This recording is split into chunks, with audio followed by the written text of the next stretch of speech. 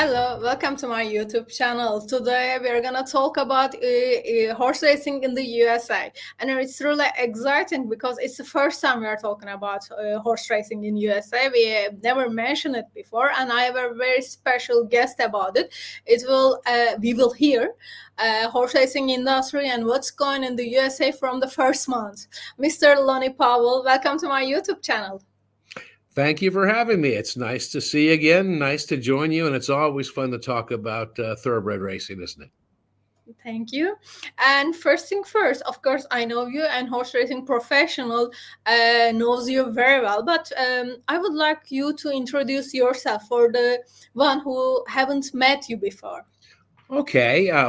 My name is Lonny Powell, and I have been fortunate to be in the horse and the racing industry all my life, and all my career. My father was a jockey, and so racing was what I knew. And I've had the opportunity to, last 13 years, I've been the chief executive officer of the Florida Thoroughbred Breeders and Owners Association. For those in your international audience that don't know, Florida is the second largest thoroughbred producing state of stakes winners, high-level racing winners, and we are the third largest producer of foals. And there's more horses per square mile than in Florida than any other states. With the third largest population, period, of horses. And thoroughbreds are king here in Florida. Two out of every four horses in Central Florida are thoroughbreds. And they drive, even though we have a thriving show horse business here, the thoroughbreds still lead the way in racing, and we're proud of that. Most of my career, the first part of my career was pretty much running racetracks. I was president and chief operating officer of places like Santa Anita in California, Gulfstream in Florida, a lot of great tracks along the way in a number of states. I'm a graduate of the University of Arizona Racetrack Industry Program, where you actually can get a degree in racetrack management.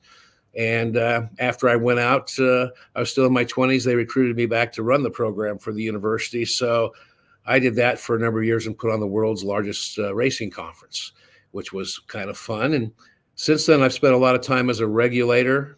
I've helped run an advanced deposit wagering company. And I worked for the governor of Arizona as her cabinet member in charge of overseeing boxing, mixed martial arts, racing, and wagering. So it's been a real creative career. Early on, I did a lot of the menial jobs. I was an assistant starter, a jockey valet for 7 years, putting myself through school. And it's never been easy. It's always been fun. And I think why I've always stayed in it is, first of all, it's in your blood. And second of all, the horses are just fantastic. Words can't describe what it's like to be around horses. And then I find some of my favorite people with the greatest stories in the whole world are people involved in our industry. And those are all the things that I really like being involved in it. Plus, I've been blessed to be very successful in it, which helps. But it's, I guess that's my introduction to you. How's that? Does that mean the show time is over already? Are we done? Sorry? I'm kidding you. See, I took up the whole time. Yes, that'll be an edit. Yeah. We can talk about till the sun, yes. till the sunrise. Yes. I was planning to ask you because many of my subscribers who are not familiar with horse racing, and I got many comments from them because they told me horse racing is very interesting, and we never seen this kind of entertainment horse racing has before my channel, and I'm really happy to show it to them because we really are happy in horse racing industry. But you have almost answered the question, but I want to make it more specific for the USA. Okay, there's a guy, for example, let's talk about me. I haven't been in the USA before, and I've seen many horse race in Europe and Saudi and Dubai as well. Why I should come to USA and watch a horse race? What makes it special?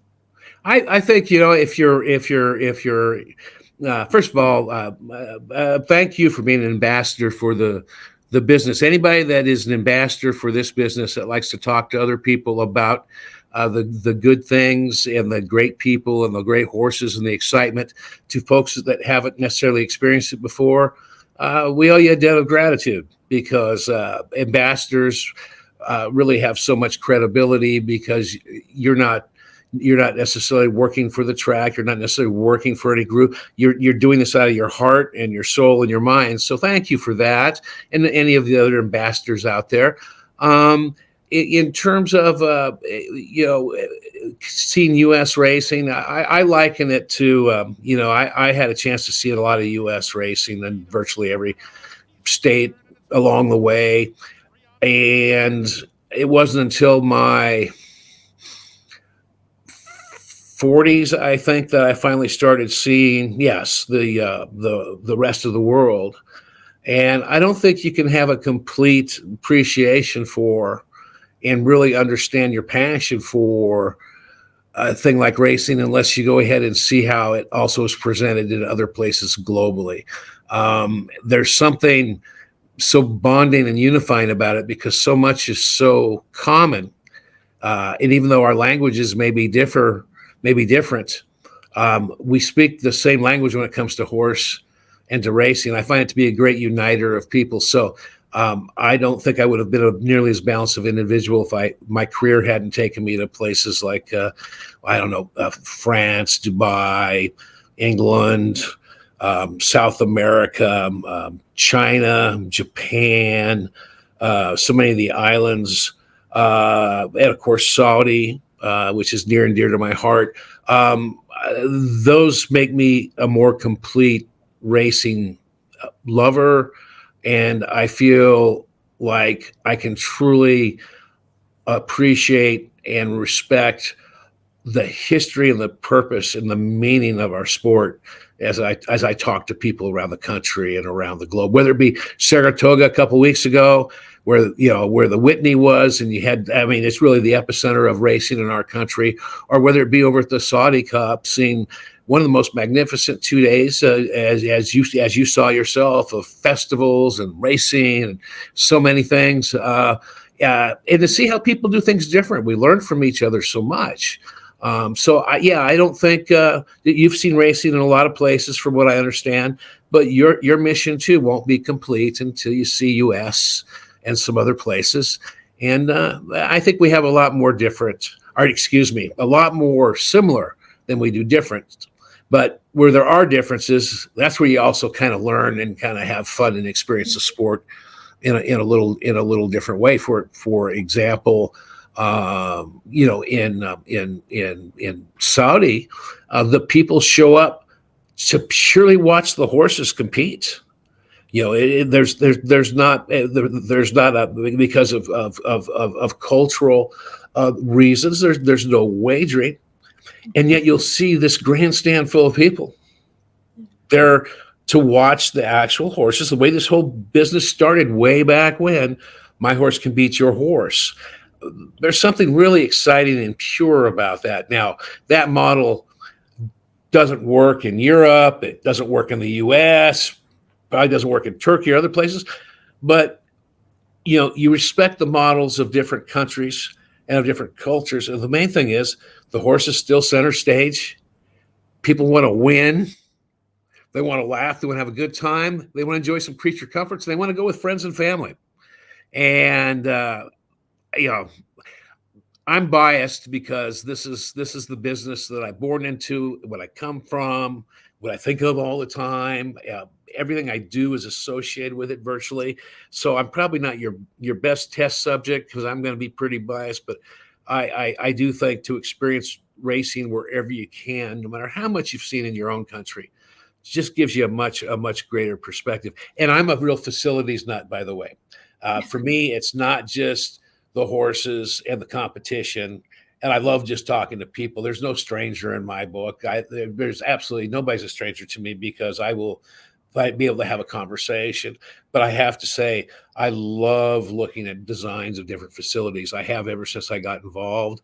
I was very inspired, obviously, by what I saw in Riyadh. And I'm very inspired by what's going to happen at Belmont Park. And I get excited about some of the upgrades to Keeneland and other places like that. And that's part of our evolving business. I guess that's the other thing. It's a business steeped in history. At least, like in this country, it was going on. Well, in the colonial times, they used to race up and down the streets.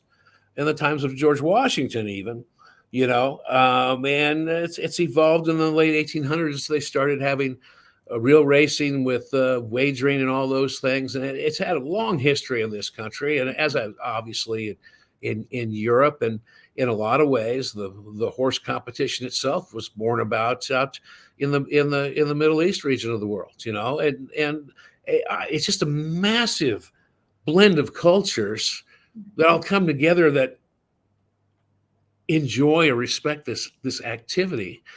And other than cats and dogs, we had this conversation. I was meeting with some government people here not long ago. Other than cats and dogs, what animal does mankind across the world seem closest to? Do they have an affinity for? It seems like just the horse. It's the horse.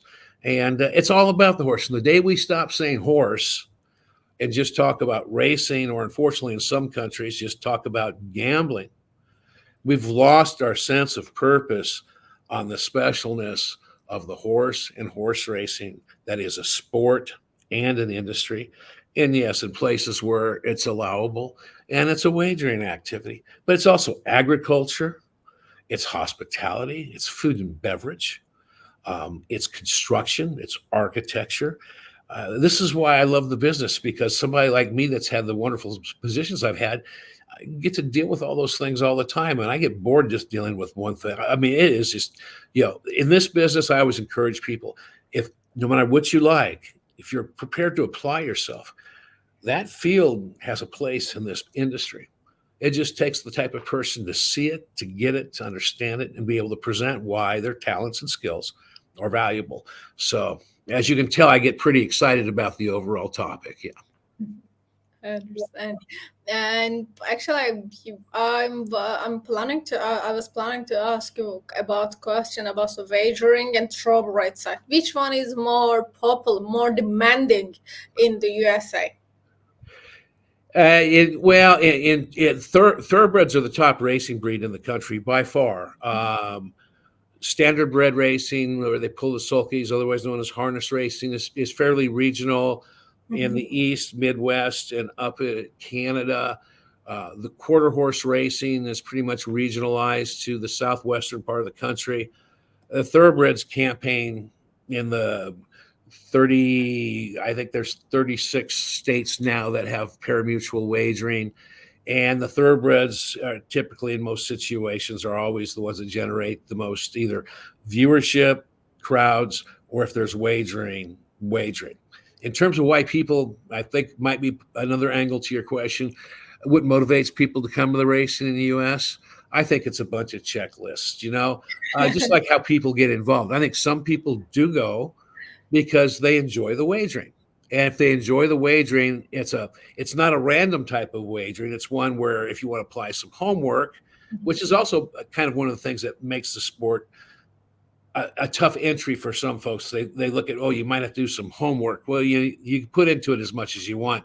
I've seen people pick names just like you have, or colors or anything else, and win as much as skilled handicappers. But still, it's a game of skill. Yeah, you have past performances and so forth. You can have a better chance than, say, like playing a lottery or pulling a handle on a slot machine.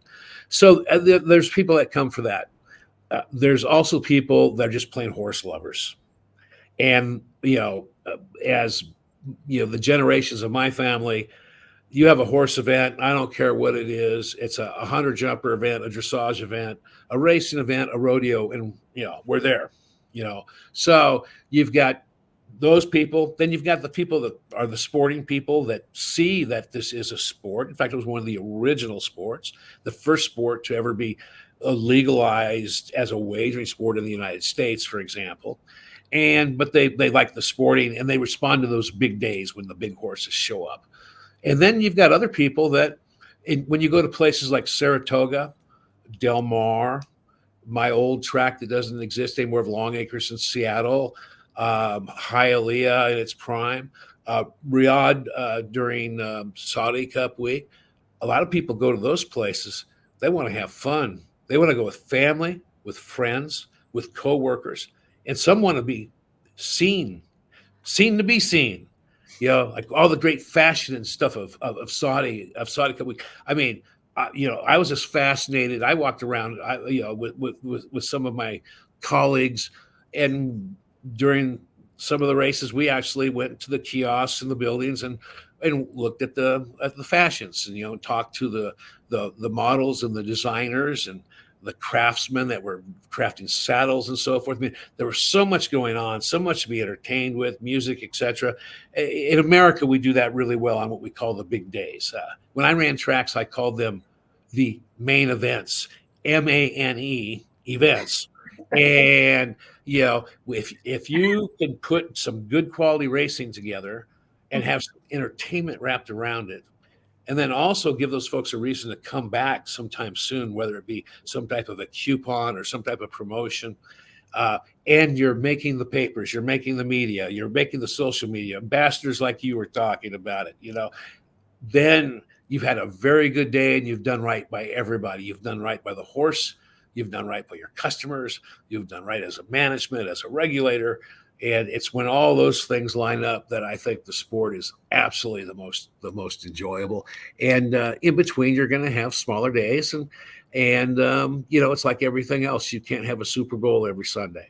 But I do think that that magic of the big days, whether it be here, whether it be my first really big race, I think overseas was the Arc, which was incredibly impressive. And then I think my second one many years ago was Dubai Cup, and so much of the commonality was there. I felt the same energy, people dressing up, people having fun, and to me, it just gave me what I think was that additional perspective I needed to make myself whole in understanding this business, is experience it globally. I think we all do some things really good. We all do things that we can improve upon.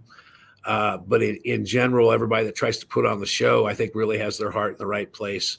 And, to me, it's really easy to get a chance to talk and learn from those people. And I get asked for advice and questions all the time, and I'm always willing. I've been trying to help people ever since I've been out of school. I always do that. So, it's, gosh, I'm looking at myself on the screen here. I'm just smiling so much. I guess I thoroughly do enjoy what I do, and I tried to get out of this business one time, and I couldn't, because all I would think about was it. And that was many years ago. So, it's just, when it's in your blood, it's in your blood. And I just hope it's going to be, I want to make sure it's around for future generations.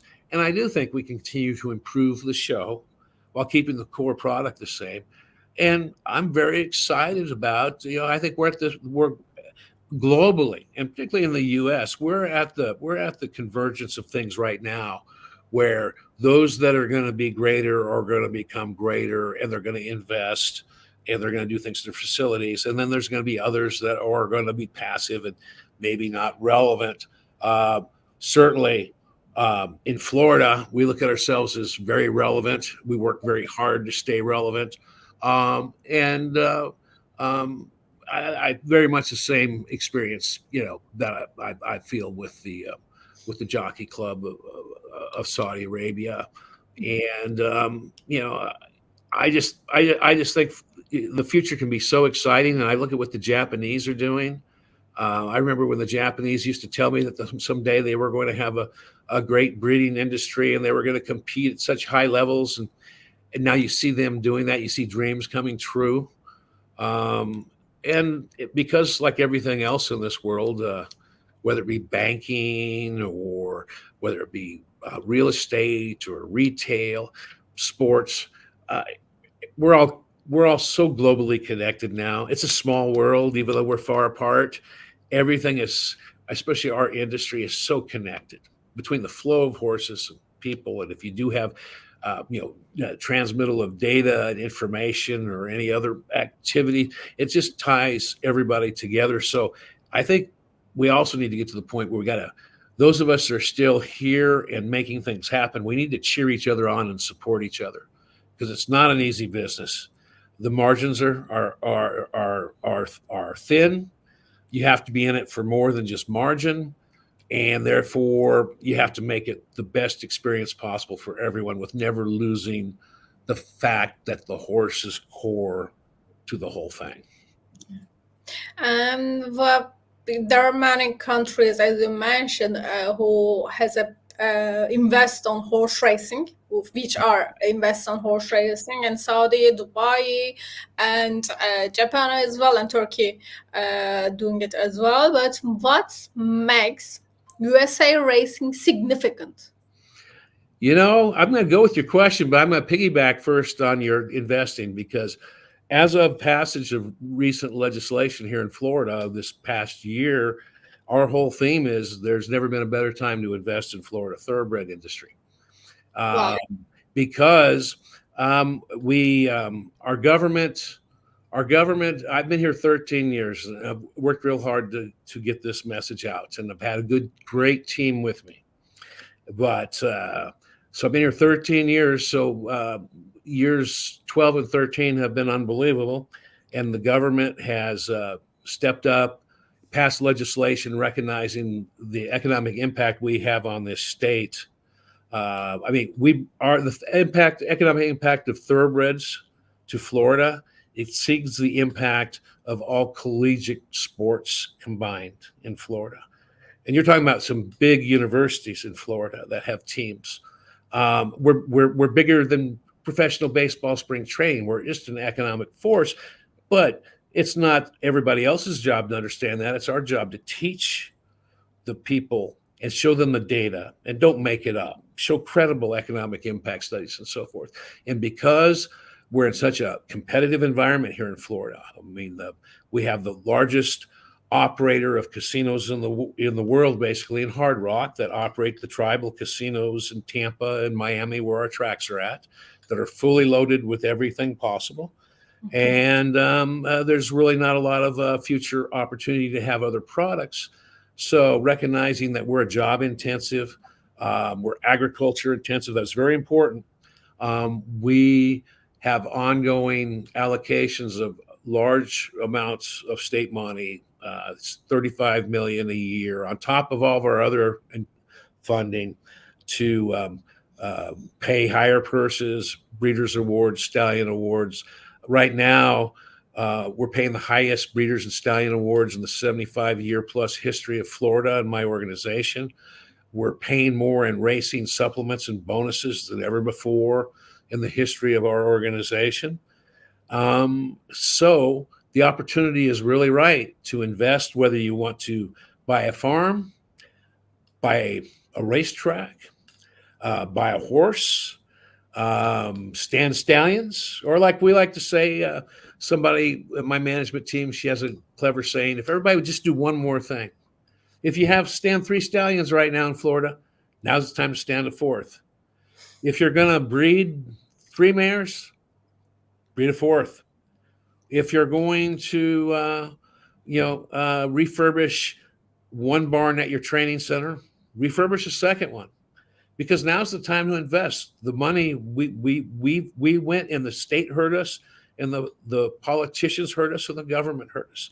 So now it's time to invest in Florida thoroughbred racing and breeding.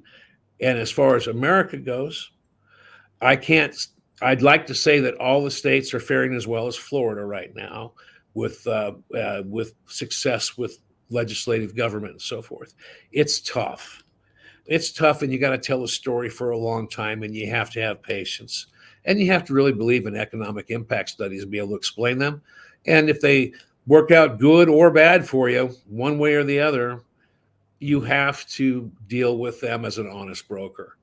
And that's what ultimately, I think, gets the job done, whether it be invest in American racing or any place else. The hotbeds right now in the U.S., I think where the real excitement is, and I'm going to leave some things out. just because you can't think of it all, and I'm not trying. I hope I don't offend any of my friends in the country by leaving their operation or their state out. But there's no doubt that the building of the new Belmont in New York is really got people excited. That's the state has provided the funding for the new Belmont Park. We already talked about Florida. We've got more money here than ever before for people that want to come and win it or earn it. Oaklawn in Hot Springs, Arkansas has gone from just a cool racetrack with the Arkansas Derby in the wintertime to now they have a burgeoning resort and casino and just everything going on. Their racing program is just tremendous. I have to say, even little Tampa Bay Downs in Florida took this extra money and invested in Florida and offered purses that were competing, bringing in horses from other states just to Tampa. Like I said, Keeneland's looking at renovations. There's a lot of it. There's a lot of excitement about what future technologies might mean to our business. And because we see more and more the potential of globalization and working with global partners to get things done, I think American racing doesn't have it easy. It's not the good old days. What is the good old days? What makes it harder than the others? I think what makes it tough in our country is we have so much other gambling competition, and it's and gambling competes against gambling, and our product has wagering as a component, but it was never meant to be the only part of it. So therefore, it has a lot more expenses involved. So if you're somebody that's operating a casino, why do you want to operate a casino with a racetrack around it when you could keep all that money instead of paying purses and breeders' awards and not have that like I heard years ago from some people, one of those round circles around my beautiful casino with all those fuzzy animals running around it, it's really kind of an inconvenience. Well, those are the type of people I think should go someplace else, to say it politely. But we do, and now online, Florida, we compete against sports now. The Tribe has the only exclusive for that. So now there's sports wagering, there's slots wagering, there's card wagering. When I first got here, there was barrel racing wagering. We put an end to that. And there's some other states, California, one of the greatest states there is, because the tribal gaming there, they'll probably never get any other products. And therefore, raising purses is hard. And but, day in and day out, it's never been easy. I remember when I first got in the business, when I was in college, I was just talking to people. I thought they were old, wise people in our business, and they were. And they were probably younger than I am now. And I remember them telling me 30, 40 years ago, oh, this is the business. It's no fun anymore. It won't be here in another 2 years. I'm so glad I'm retiring. And I remember thinking, well, I wish they just... Are you retired? Yeah, well, I am. In my mind, I'm going, God, I wish you would retire tomorrow. You're draining my karma. It's a circle. And I said this to the students at the university a year ago. I said, look, and I'm still here 41 years later. I'm still making speeches. Hey, it hasn't been easy. It's changed a lot, but guess what? It's still here. You got to work it. You got to work it. You can't hang yourself up on, I don't like change. The good old days, we didn't have to do this. And, this isn't as much fun. Oh, come on. Life advances. The world progresses. Stop whining and make something happen, And and now you're starting to hear some of my real feelings about things.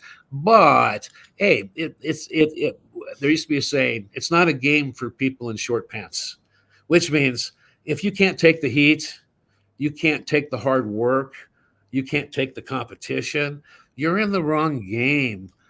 Horses and racing isn't easy. On your best day, it's not easy. Just think, in one race, if you got 10 horses, you're going to have 9 horses that don't win.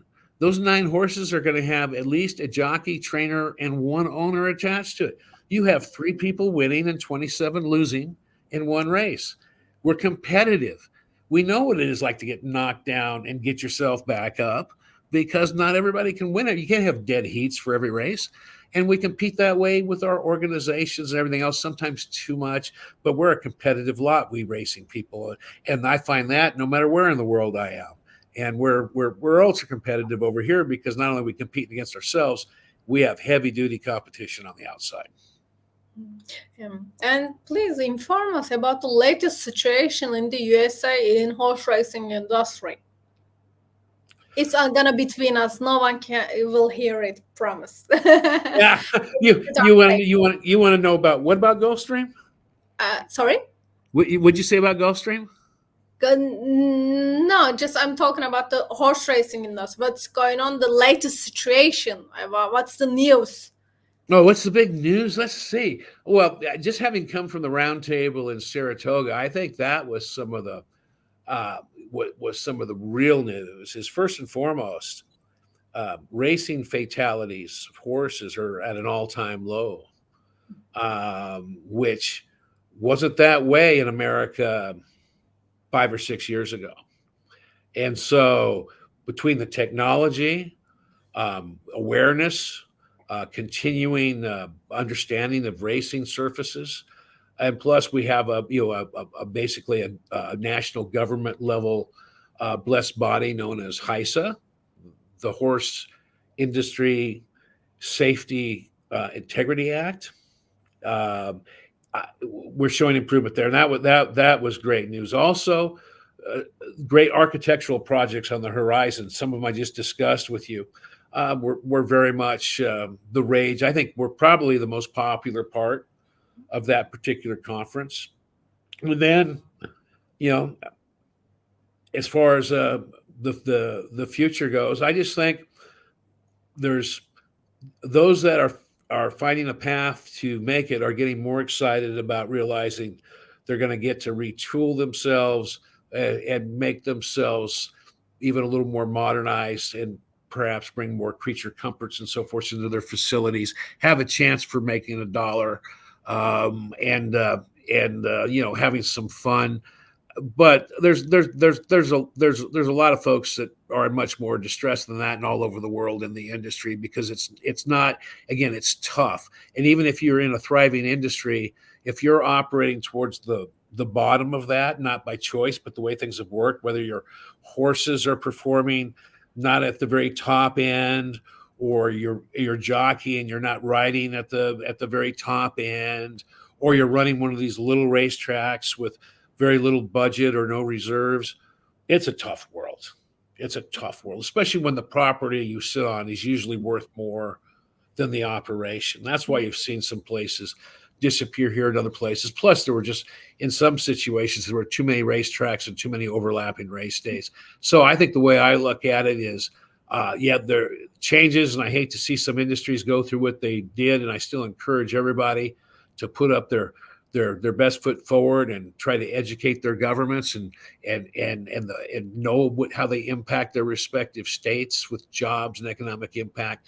And I think for those of us that see light at the end of the tunnel, or maybe are in the light right now, we just know we can never take it for granted. Not one day do I ever sit here and go, wow, we've got it made now, nothing to worry about. Certainly there'll be no challenges, no. I mean, at most in this industry, you celebrate for a week on an achievement or accomplishment, and even that's way long, because normally you have a challenge within 24 hours and you're just back to gearing up and gearing down on it. But I guess from the U.S., it's cautious optimism.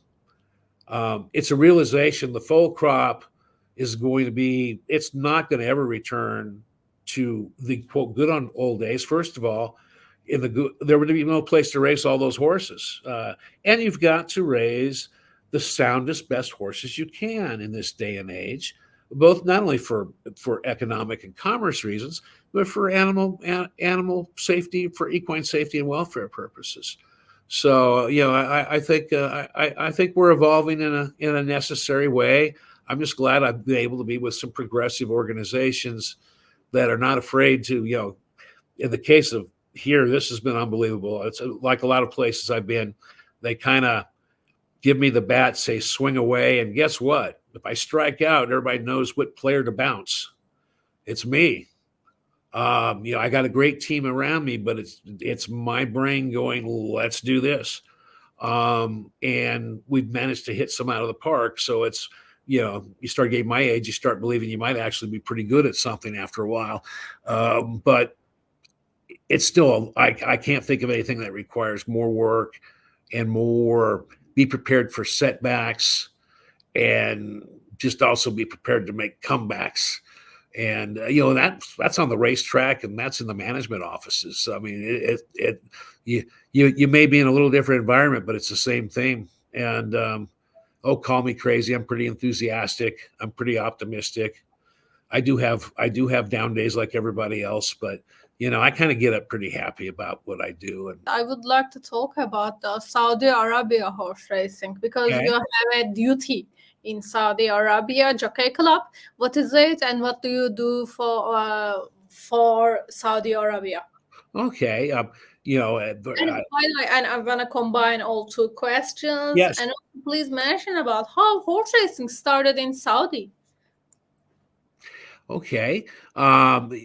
When it comes to Saudi and the Jockey Club of Saudi Arabia, I've had the great honor for the past year and a half or so to be on their technical committee. We're a small group of advisors, primarily from other parts of the world. I'm from this part of the world, and our whole objective is to make the whole experience in Saudi in terms of racing even better for the customers, for the fans, the employees, and in particular, we're always about horses. So best practices, great brainstorming.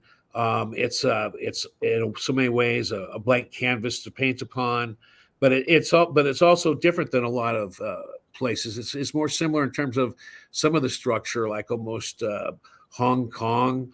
Or some of the places where everything's integrated within the organization. So the Jockey Club is not only a breed registry for the Thoroughbreds, it's also the owner of the tracks and the operator of the tracks, and it's the regulator. And it's a lot easier in some ways to when they have all that environment lined up at once to get things done, but it's also a lot more moving parts that you have to take into consideration versus in the States, those would all be separate organizations.